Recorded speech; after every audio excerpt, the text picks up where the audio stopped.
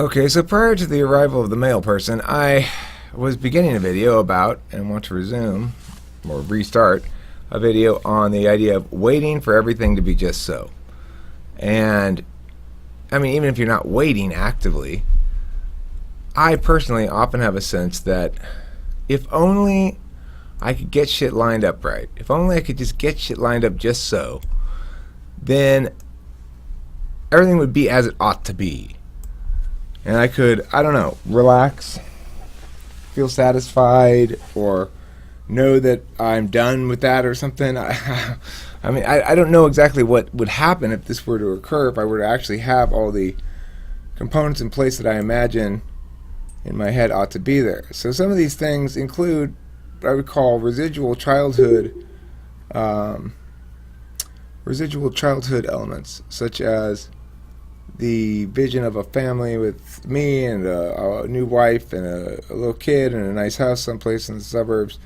This is sort of the vision that was implanted in me when I was a little kid, and probably in a lot of us, depending on our upbringing and where we were raised and how we were raised.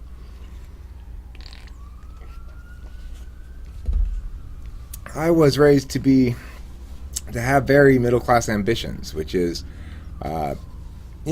someday you're going to get a wife and you're going to have a job and you're going to have a little kid too, Eric, and it'll be just like this, except you'll be the daddy. Except it was never like that. It was never like that for 1 second. My life has never been that orderly. My life has never been that planned. My life has never been that well put together. I've never been able to provide for my child what my parents provided for me. She'll never be able to provide it for her kids either. Because we're both the type that we are, and unlike my parents, who were raised in much more demanding circumstances, we were spoiled, both of us, my daughter and me.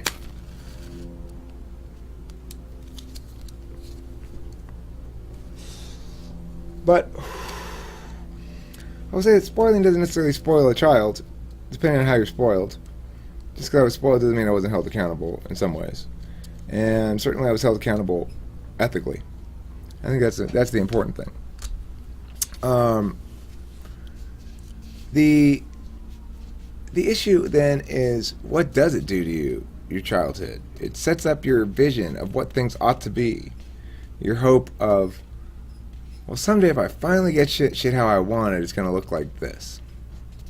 And it's a weird state to be in, to presume that attainment is always is both possible and some distance away. I do understand that we define and attain set completion in multiple areas,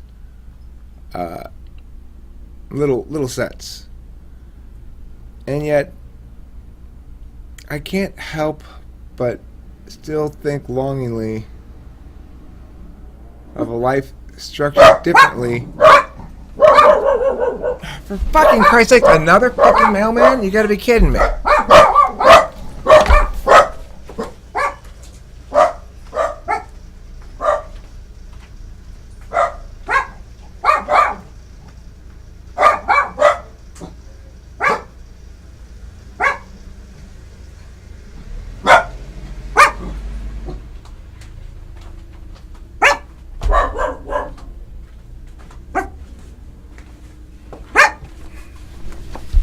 She forgot something.